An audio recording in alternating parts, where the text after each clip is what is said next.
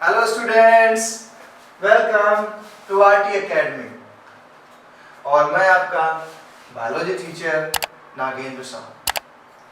तो एलिमेंट्रीज आपके लिए आज हमारा एक नया लेक्चर जो बेस है हमारे एनाटॉमी ऑफ कॉकरोच पे। आई होप आप सभी लोग अच्छे होंगे।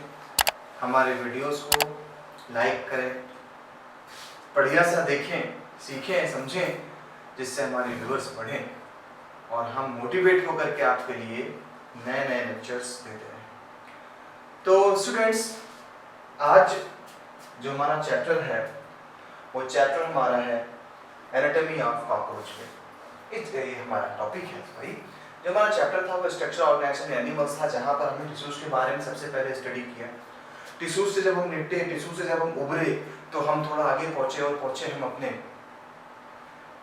ऑर्गेनिजम्स के स्ट्रक्चर पे, जहां पर हमने कॉकरोच से स्टार्ट की। सबसे पहले उसकी मॉर्फोलॉजी को फिनिश किया हमने लास्ट वीडियो में, जहां पर शायद आपको याद हो हमने कॉकरोच के नेचर को जाना, उसके बिहेव को जाना। हमने उसके बॉडी के 3 पार्ट भी किए थे, हेड, थोरैक्स और एब्डोमेन। ये करके जब हम आगे पहुंचे तो आज हमारी मुलाकात हो रही है कॉकरोच की एनाटॉमी से। यानी आज की जो एनाटॉमी हम लोग कॉकरोच की पढ़ेंगे, उस एनाटॉमी में हमें पढ़ना है कॉकरोच का डाइजेस्टिव सिस्टम,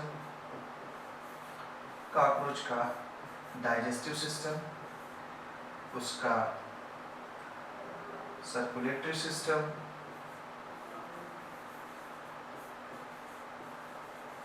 उस कॉकरोच का एक्सक्रीटरी सिस्टम एंड उसका नर्वस सिस्टम।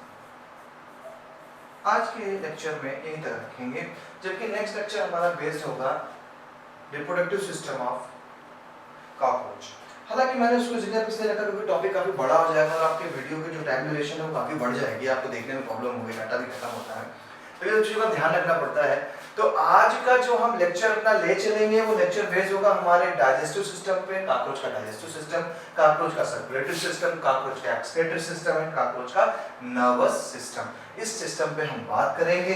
यही हमारा एक कॉमन टर्म बनता है और वो कॉमन टर्म बनता है एनाटॉमी। तो चलिए चलते हैं कॉकरोच की एनाटॉमी के पास, मुलाकात करते हैं कॉकरोच के इंटरनल ऑर्गन से। सबसे पहले हम आज कॉकरोच की जब एनाटॉमी पे लेके चलेंगे तो आपको डाइजेस्टिव सिस्टम से मुलाकात कराएंगे। तो देखिए, अभी सब कुछ भूल जाइए, कोई दिक्कत नहीं, हमें ये सब नाम अभी नहीं लर्न करना है, कोई प्रॉब्लम नहीं है। आपने सबसे पहले इनिशियल स्टेज पे चलना स्टार्ट करिए, और जब आप इनिशियल स्टेज पे चलना स्टार्ट करते हैं तो आप बोलते हैं एलिमेंट्री कैनाल के 3 पार्ट्स हैं। कॉकरोच की जो एलिमेंट्री कैनाल है, जो उसके माउथ से स्टार्ट होकर के उसके एनस तक जाएगी, उस पूरे के पूरे पार्ट को 3 पार्ट में डिवाइड कर दिया। यानी कहानी जो हमें चालू करनी थी वो कहानी हमें फॉरगेट, मिडगट और हिंडगट करनी। पहला पार्ट आपका फॉरगेट बनेगा, सेकंड पार्ट आपका मिडगट बनेगा एंड थर्ड पार्ट आपका हिंडगट बनेगा। इसका मैं एक बेहतरीन सा डायग्राम आपको समझाऊंगा।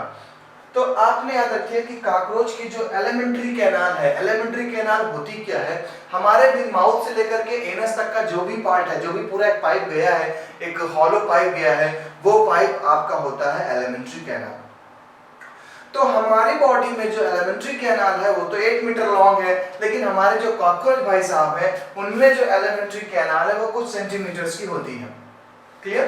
तो सबसे पहले आपने याद रखना है कॉकरोच की पूरी एलिमेंट्री कैनाल को हम 3 पार्ट्स में डिवाइड कर रहे हैं, फॉरगट, मिडगट एंड हिंडगट।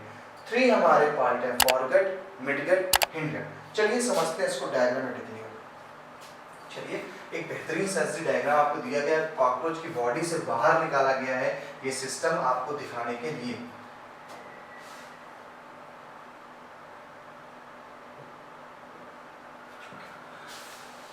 आप देख रहे हैं एलिमेंट्री कैनाल है, कॉकरोच का ये हेड पार्ट होता है, ये कॉकरोच का हेड है, ये कॉकरोच का हेड पार्ट है, ये कॉकरोच का एसोफेगस होता है।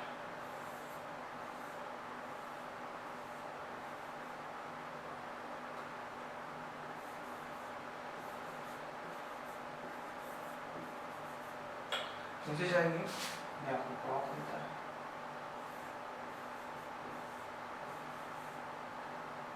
ये जो आप स्ट्रक्चर देखते हैं इसे हम गिजार्ड कहते हैं।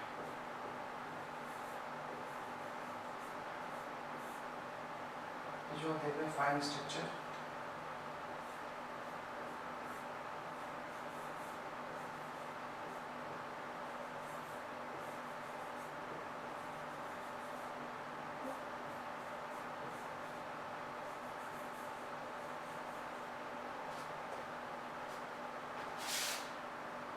इतना पार्ट जो आप देखते हैं,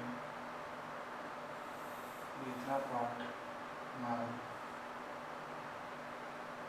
फॉरवर्ड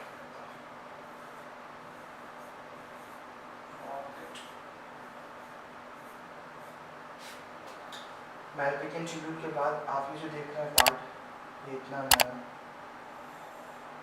मिडगट है।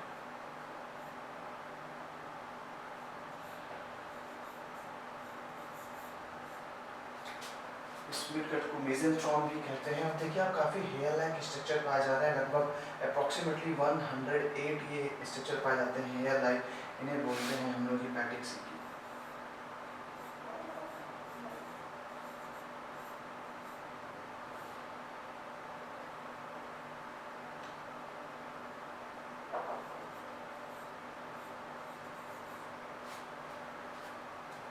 लास्ट पार्ट होता है हमारा रेक्टम,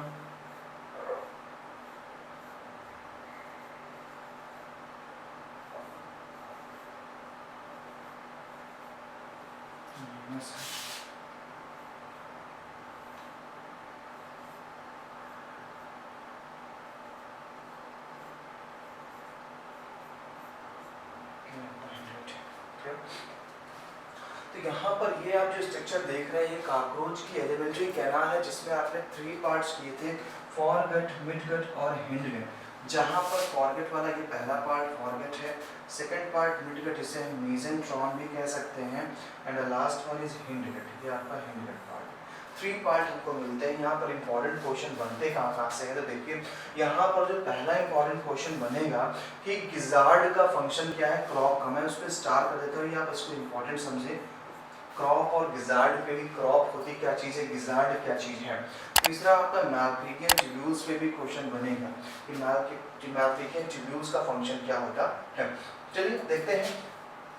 तो सबसे पहले हेड आया, हेड के बाद हमारा इसका माउथ है जगह पे, यहीं पे माउथ है, ये माउथ के बाद ये पूरा एसोफेगस है, और इस एसोफेगस एक बड़े से पार्ट में ओपन होना आप देख रहे हैं, एक सॉलिड पार्ट है, इसे हम क्रॉप कहते हैं। यहाँ पे फूड हमारा स्टोर होता है, यानी क्रॉप का फंक्शन होता है फूड स्टोरेज का, ये फूड को स्टोर करता है। साथ ही साथ आ जाइए गिजार्ड में। गिजार्ड क्या करता है, गिजार्ड में काइटिन के बने हुए स्पाइंस पाए जाते हैं। काइटिन केमिकल है क्या, काइटिन एक केमिकल होता है, जैसे फंगस, आप कॉकरोच की बॉडी को देखें, एक्सोस्केलेटन को देखें, थोड़ा रिजिड होती है इस एक्सोस्केलेटन। तो ये जो एक्सोस्केलेटन आप देख रहे हैं, ये एक्सोस्केलेटन में काइटिन नाम का केमिकल है। यही काइटिन नाम का केमिकल गिजार्ड में भी पाया जाता है। गिजार्ड एक छोटा सा स्ट्रक्चर होता है, और इस गिजार्ड में आपका क्या बेटा, इस गिजार्ड में काइटिन के स्पाइंस पाए जा रहे हैं, जो फूड को ब्रेक डाउन करने का काम करते हैं। तो फूड को ब्रेक डाउन करने का जो काम कर रहे हैं, वो गिजार्ड में मौजूद हमारे काइटिनस टीथ करते हैं, इससे फूड के छोटे छोटे पार्ट टूट जाते हैं।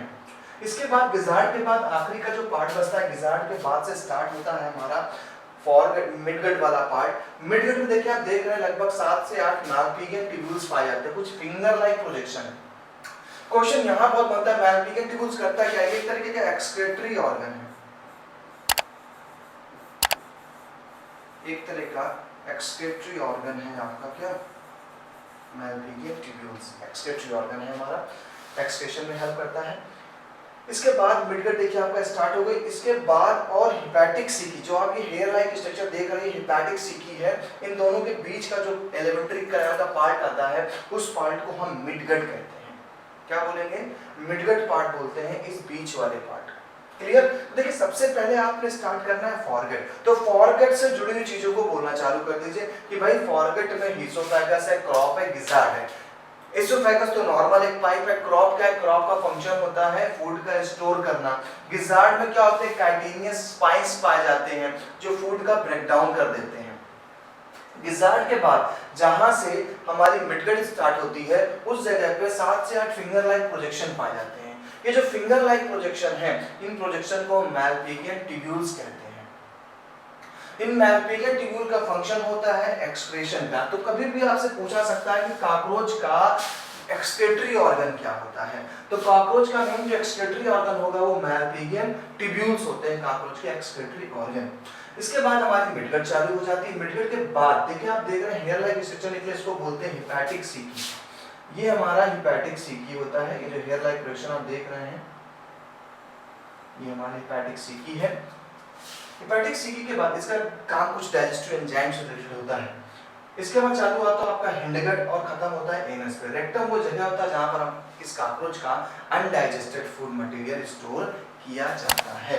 तो ये डायग्राम बहुत ही इंपॉर्टेंट है आपके लिए, कॉकरोच के एलिमेंट्री के अंदर बहुत इंपॉर्टेंट होती है, डायग्राम ड्रॉ करने के लिए भी आपके अकेडमी पे आ सकती है, तो याद रखिएगा इस चीज को। क्लियर? तो इस तरीके से स्ट्रक्चर तो हमने जान लिया कॉकरोच का, क्या एनाटॉमी क्या है, उसके डाइजेस्टिव सिस्टम में कितने पार्ट हुए, हर एक पार्ट पे एक इंपॉर्टेंट क्वेश्चन बनता है। क्लियर? चलिए आगे चलते हैं। तो हमने तीनों पार्ट को क्लियर किया।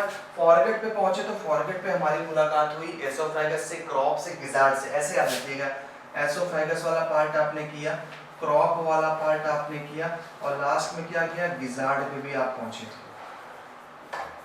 एंड देन जब आप मिडगट पे पहुंचेंगे तो मिडगट में आपने याद रखना इस जगह पे हिपैटिक सीकी नाम का स्ट्रक्चर था। हिपैटिक सीकी पे जाएंगे, इनगट में रेक्टम आ जाता है और एनस। कॉकरोच के पूरे सिस्टम से जो सबसे ज्यादा इंपॉर्टेंट सिस्टम माना जाता है वो इंपॉर्टेंट सिस्टम हमारा डाइजेस्टिव सिस्टम ही माना जाता है। सबसे इंपॉर्टेंट जो क्वेश्चन बनेगा वो डाइजेस्टिव सिस्टम से बनता है क्वेश्चन। ठीक, चलिए डाइजेस्टिव सिस्टम को निपटाने के बाद चलते हैं हम अब सर्कुलेटरी सिस्टम पे। सर्कुलेटरी सिस्टम की बात करें तो कॉकरोच एक ऐसा एनिमल है जहां पर ब्लड किसी भी ब्लड वेसल्स में नहीं बहता है। जैसे हम लोगों का ब्लड, हम लोग के ब्लड वेसल्स में बहता है, हमारे आर्टरी में बहता है, हमारे वेन में बहता है, लेकिन इनका ब्लड ना आर्टरी ना वेन कहीं नहीं बहता है, इनका ब्लड ओपन बहता है। जैसे कि कोई रूम है, उस रूम में खाली कमरे में पानी भर दीजिए, कहीं आप हर एक चीज उस पानी में डूबी रहेगी। सेम ऐसे ही कॉकरोच की बॉडी के जितने भी ऑर्गन हैं, विसेरल ऑर्गन यानी बॉडी के अंदर वाले ऑर्गन, वो सब डूबे रहते हैं ब्लड में। तो पहली बात, कॉकरोच में जो ब्लड वेसल सिस्टम पाया था वो ओपन टाइप होता है। ओपन का मतलब no blood vessels, no blood vessels, कोई ब्लड वेसल्स नहीं पाए जाएंगी। दूसरी बात, इनकी बॉडी के अंदर जो खाली कैविटी दिखती है आपको, उस खाली कैविटी को हीमोसील कहते हैं। उस कैविटी को हीमोसील कहते हैं जो अंदर पूरी खाली पड़ी हुई है। ठीक, इसके बाद आ जाइए, कॉकरोच के अंदर जो ब्लड होता है उस ब्लड का नाम है हीमोलिम्फ। ये ब्लड आपका येलोइश कलर का होता है क्योंकि इसमें कोई आरबीसी नहीं पाई जाती है। ठीक है, तो यहाँ पर जो हीमोलिम्फ है ये कलरलेस लिक्विड है हमारा, इसलिए कॉकरोच को दबा देने पे या फट जाता है तो उससे पस जैसा स्ट्रक्चर निकलता है, वो उसका ब्लड होता है हीमोलिम्फ। कैविटी का नाम है हीमोसील। ओके, अब जो कॉकरोच का हार्ट होता है वो हार्ट 13 चैम्बर्ड हार्ट होता है, यानी कॉकरोच का हार्ट जो होता है ये 13 चैम्बर्ड हार्ट होता है। अपन लोगों में 4 चैम्बर्ड है, इसका 13 चैम्बर्ड हार्ट होता है। हार्ट में अभी मैं दिखा रहा हूँ डायग्राम में, हार्ट में छोटे छोटे पोर्स होते हैं, छोटे छोटे पोर पाए जाते हैं, उसे बोलते हैं ऑस्टिया। टाइनी पोर्स को बोलेंगे ऑस्टिया। और जितना भी आप देख रहे हैं खाली जगह, इसको साइनस कहते हैं। कुछ खास चीजें हैं। तो ओपन टाइप हीमोसिल बॉडी की कैविटी होती है, हीमोलिम्फ जो भरा है, कलरलेस लिक्विड जिसमें ब्लड सेल्स नहीं है यानी कि आरबीसीज नहीं, इसका उसका ब्लड येलोइश दिख रहा है। हार्ट में टाइनी पोर होते हैं आइदर साइड्स पे, उसे ऑस्टिया कहते हैं। पूरी बॉडी की कैविटी जो थी जिसे हम हीमोसिल कहते थे, हार्ट के अगल बगल जो जगह है उसको हम साइनस कहते हैं। इस डायग्राम में शायद आपको ज्यादा समझ में आएंगी चीजें दिख रहा है। तो ये देखिए, ये जो है ये हमारा कॉकरोच का हार्ट है, ये कॉकरोच का हार्ट है। और इस कॉकरोच के हार्ट में आप देखेंगे 13 चैम्बर्ड है, शायद यहाँ टाइनी पोर्स पाए जाते हैं जो यहाँ पर अपीयर नहीं हो रहा। टाइनी पोर्स होते हैं, इसे बोलते हैं ऑस्टिया। साइड में जो आप जगह देख रहे हैं इसे बोलते हैं साइनस, ये साइनस है। यही साइनस से ब्लड हार्ट में जाता है और हार्ट से पूरी बॉडी में ब्लड क्या होता है, सप्लाई किया जाता है। तो यहाँ पर हार्ट के बारे में, सर्कुलेशन के बारे में क्वेश्चन एग्जाम में देते हैं आपको, तो आपसे एक चीज पूछेगा कि भाई किस टाइप का सर्कुलेशन सिस्टम पाता है, तो ओपन टाइप का सर्कुलेटरी सिस्टम है। सेकेंड थिंग, हार्ट 13 चैम्बर्ड है, ऑस्टिया नामक पोर पाए जा रहे हैं, आइदर साइड्स पे हट के साइनस में ब्लड भरा रहता है। आगे चलते हैं, हम एक्सक्रीटरी सिस्टम की बात करते हैं। एक्सक्रीटरी सिस्टम में चले तो यूरिकोटेलिक, क्यों बोल रहे हैं यूरिकोटेलिक? क्योंकि ये यूरिक एसिड का रिमूवल करते हैं, नाइट्रोजनस वेस्ट को यूरिक एसिड के फॉर्म में रिलीज करते हैं, इसलिए ऐसे ऑर्गेनिज्म को यूरिकोटेलिक ऑर्गेनिज्म के नाम से जाना जाता है। देखिए साफ साफ यहाँ लिखा हुआ है मैलपिगियन ट्यूब्यूल्स, जो मैंने भी आपको डायग्रामेटिकली दिखाया था, फिंगर लाइक जो प्रोजेक्शन होते हैं उसे हम मैलपिगियन ट्यूब्यूल्स कहते हैं। अब अगर आप आगे चलेंगे तो देखेंगे यहाँ पर कि यूरिक एसिड, वही चीज जो मैंने बताई आपको कि यहाँ पर यूरिक एसिड का प्रोडक्शन होता है, हम लोग यूरिया निकालते हैं, ये यूरिक एसिड निकालते हैं, इसलिए इनको यूरिकोटेलिक बोला जाता है। तो यहाँ पर क्वेश्चन आपने 3-4 याद रखना है। सबसे पहला कि ये है कौन सा ऑर्गेनिज्म, तो ये यूरिकोटेलिक है क्योंकि यूरिक एसिड निकालते हैं। सेकंड थिंग, इनका एक्सक्रीटरी ऑर्गन क्या है, तो इनका एक्सक्रीटरी ऑर्गन भाई मैलपिगियन ट्यूब्यूल्स है। थर्ड पॉइंट, यूरिक एसिड तो हो गया, साथ ही साथ फैट बॉडी नाम है, नेफ्रोसाइट्स, यूरिकोस ग्लैंड्स, ये सब हेल्प करती हैं इनके एक्सक्रीशन में। तो इस तरीके से ये मैलपिगियन ट्यूब्यूल से सॉल्ट का, वाटर का, नाइट्रोजन वेस्ट को भेज देते हैं कहां पर, आपके मिडगट में। फिर मिडगट से यहाँ पे धीरे धीरे रेक्टम से होता है वो both side of the body हो जाता है। आप देखते हैं याद रखना है मैलपिगियन ट्यूब्यूल्स इसका एक्सक्रीटरी ऑर्गन है। आगे चलेंगे, बात करेंगे इनके नर्वस सिस्टम की। बिना नर्वस सिस्टम के तो कोई जिंदा रह नहीं सकता। बेसिकली नर्वस सिस्टम ही हमें बताता है कि क्या भूख लगनी है, कब प्यास लग रही है, खाना खाया तो पेट भर गया है, पानी पी लिया तो इच्छा भर गई है। इसके लिए नर्वस सिस्टम भी होता है। और अभी तक हमने कॉकरोच के 2 सिस्टम को फिनिश किया। एक हमारा डाइजेस्टिव सिस्टम जो मोस्ट इंपॉर्टेंट था, दूसरा हमने खत्म किया है हमारे ब्लड सर्कुलेटरी सिस्टम, जहां पर हीमोलिम्फ था, कलरलेस स्ट्रक्चर है, ब्लड होता ही नहीं इसमें, हमारे जैसा रेड, इनका ब्लड येलोइश कलर का होता है, पस जैसा होता है, ठीक है। आगे जब पहुंचे हम नर्वस सिस्टम पर चले तो नर्वस सिस्टम की बात करेंगे तो it consist of segmentally arranged ganglia. जब नर्व्स इकट्ठे हो जाती है तो एक गुच्छा बना देती है, मतलब शुद्ध हिंदी में बोले सो गुच्छा। जब नर्व्स हमारे इकट्ठे हो गए तो उन्होंने एक गुच्छा बना दिया और इस गुच्छे को हम नाम देते हैं क्या, गैंग्लियन। इसको नाम देते हैं हम लोग गैंग्लियन। तो नर्व्स का एक क्लस्टर है, नर्व का गुच्छा है और उस गुच्छे को हमने गैंग्लियन नाम दिया है, ठीक है। अब अगर गैंग्लियन की बात करें तो गैंग्लियन एक तो आपका नॉर्मल गैंग्लिया बन गया, क्लियर। 3 गैंग्लिया पाए जाते हैं, 3 गैंग्लिया, गुच्छे का नाम है 3 गैंग्लिया। 6 इन द एब्डोमेन, 6 कहां पाए जा रहे हैं, एब्डोमेन। 6 गैंग्लिया एब्डोमेन यानी इस पार्ट में पाया जा रहा है 6 गैंग्लिया, नर्व्स का गुच्छा। 3 गैंग्लिया थोरैक्स रीजन में, आपने पढ़ा था 3 पार्ट होते हैं, head, thorax, abdomen, 3 structure, head, thorax, abdomen. यहाँ पर थोरैक्स में 3 गैंग्लिया पाए जा रहे हैं, 3 गुच्छे पाए जा रहे हैं, 6 पाए जा रहे हैं कहाँ पर, एब्डोमेन में, क्लियर। ये इतना याद रखना है। अब कॉकरोच के हेड में कोई गैंग्लियन नहीं पाया जाता है। जैसे हम लोगों का ब्रेन है, काफी गर्दन काट दी जाए तो हम लोग को तो मरना तय है और कोई बचा नहीं सकता है, ऐसे अगर कॉकरोच के हेड की बात करें तो कॉकरोच के हेड में कोई न्यूरॉन्स का गैंग्लियन नहीं होता, कोई गुच्छा नहीं पाया जाता, बहुत ही रिच एंड लो सप्लाई हो नर्व्स की है। इसलिए कहा जाता है कॉकरोच की गर्दन को कट कर दिया जाए, कॉकरोच की गर्दन को काट दिया जाए तो कॉकरोच 1 वीक तक सरवाइव कर लेगा। और ये मरेगा भी तो सिर्फ अपने खाने के चक्कर में मर रहा है, क्योंकि इसके, मैंने आपको बताया था, माउथ पार्ट्स में ये फूड नहीं ले पाएगा, और जब फूड नहीं ले पाएगा तो सिंपल सी बात है, अल्लाह में आपको करेंगे। Here, the head holds only a bit of nervous system, remaining part of situated along the ventral part of the body. So, if the head of cockroach, ये point notable है, ध्यान रखिएगा। So, if the head of cockroach is cut off, it will still live 1 week. 1 हफ्ते तक वो जिंदा रह लेगा। Clear? ये तो ब्रेन का सुप्रा इशोफेगल गैंग्लियन, ये ब्रेन को बोल देता है, ये आपके लिए पॉइंट से थोड़ा सा अबव चला जाएगा, थोड़ा सा लेवल हाई हो जाएगा। तो द सुप्राएसोफेगियल गैंग्लियन ब्रेन में पाया जा रहा है। तो यहाँ पर आपने देखना है कि नर्वस सिस्टम में 2 गैंग्लियंस पाए जा रहे हैं, 3 आपके गैंग्लियन थोरैसिक रीजन में हैं एंड 6 गैंग्लियन आपके एब्डोमिनल रीजन में होते हैं। ठीक है, तो ये था कॉकरोच का नर्वस सिस्टम का गैंग्लियन वाला पार्ट। अब देखिए कॉकरोच के नर्व्स पर डिपेंड कौन कौन है।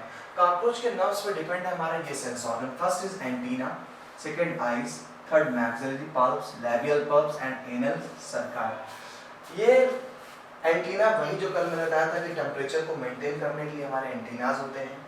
मैक्सिलरी पल्प्स, देखिए मैक्सिलरी लैबियल, याद करिए मैक्सिलरी लैबियल बोला था, अगर ये नहीं होंगे तो कॉकरोच अपने फूड को सर्च नहीं कर पाएगा, और फूड सर्च नहीं कर पाएगा तो फूड खा नहीं पाएगा, यानी कि निपट जाएगा। तो वो चीज न्यूरॉन से कनेक्टेड है। एनल सर्काई, एनल सर्काई क्या है, ये मेल फीमेल दोनों में पाया जा रहा है, रिप्रोडक्टिव ऑर्गन का हेल्प करता है, इनका काम करता है। फिर देखिए ईच कंपाउंड है कंसिस्ट ऑफ 2000 हेक्सागोनल ओमेटिडिया। ये पॉइंट आपके लिए इंपॉर्टेंट है, इस पे भी मैंने आपके साथ चर्चा की थी कि ऐसे जो आप स्ट्रक्चर देख रहे हैं ऐसे 2000 स्ट्रक्चर पाए जाते हैं, 2000 स्ट्रक्चर पाए जा रहे हैं ऐसे पूरे एक कंपाउंड आई में। देखिए छोटे छोटे छोटे मोज़ेक जैसे विजन दिखता है, कॉकरोच जो देखता है वो इस तरीके से देखता है, मोज़ेक विजन देखता है। कैसा देख रहा है, मोज़ेक विजन देख रहा है, यानी जैसे कि हमारे घर में टाइल्स लगी होती है और हर टाइल्स पे इमेज पड़ रही है अलग अलग, ऐसे ही कुछ कॉकरोच विजन देखता है। जब कॉकरोच ऐसे विजन देखता है तो कॉकरोच ऐसे विजन को मोज़ेक विजन के नाम से जाना जाता है कि भाई ये मोज़ेक विजन है, अलग अलग मोज़ेक पे स्ट्रक्चर बन रहा है लाइक दैट। तो कॉकरोच में ऐसा क्या है, तो एक बड़ा अच्छा सा मैं एग्जांपल दूं आपको। आपने ऑरेंजेस खाए हैं कभी, पूरे ऑरेंज को एक बार पील उसके बाहर निकाल दीजिए, आप देखेंगे कई सारे छोटे छोटे पीसेस ऑरेंजेस के एक साथ लगे हुए हैं। ओके, यानी हर एक जो पीस है उस ऑरेंज का वो सब एक साथ में अरेंज है और अरेंज होकर के एक कंप्लीट ऑरेंज का फॉर्मेशन कर रहा है। ये जो कंप्लीट ऑरेंज बन रहा है ना भाई, ऐसे ही कॉकरोच की कंपाउंड आई है। कॉकरोच की कंपाउंड आई 2000 छोटे छोटे पीसेस से बन रहा है, और उन 2000 छोटे छोटे पीसेस को हम नाम देते हैं क्या, ओमेटिडिया। उसको हमने नाम दिया ओमेटिडिया। छोटे छोटे स्ट्रक्चर्स को हजारों ओमेटिडिया जुड़ रहे हैं, हजारों ओमेटिडिया जुड़ करके एक हमारे कंपाउंड आई को बनाते हैं। इसीलिए ओमेटिडिया को यूनिट बोला जाता है कॉकरोच की कंपाउंड आई का। तो ये भी हमारे नर्वस सिस्टम का हिस्सा है, जहाँ पर ओमेटिडिया मिल करके कंपाउंड आई का फॉर्मेशन कर रहे हैं।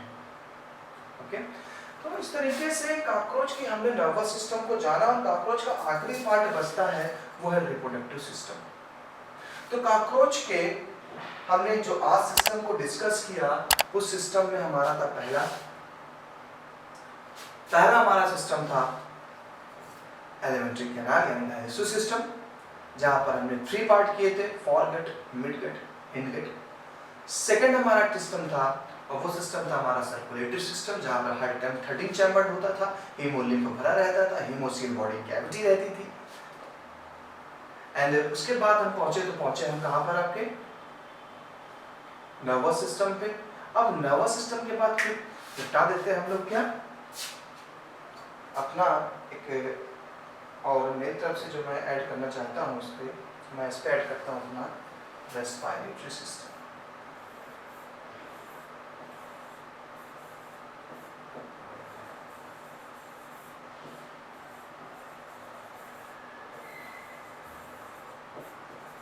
कॉकरोच में जो रेस्पिरेटरी सिस्टम होता है वो, अगर इसकी बॉडी को देखें तो इसकी बॉडी पे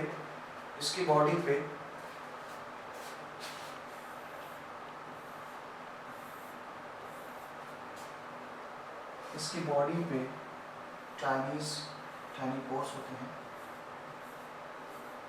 इन टाइनी पोर्स को हम स्पाइरकल्स कहते हैं। ये स्पाइरकल्स अंदर एक ट्यूब में अटैच होते हैं। सारे स्पाइरकल्स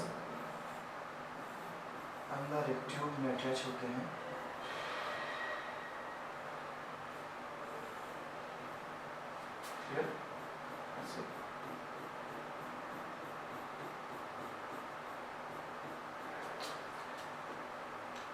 इन ट्यूब्स को हम ट्रैकियल ट्यूब कहते हैं।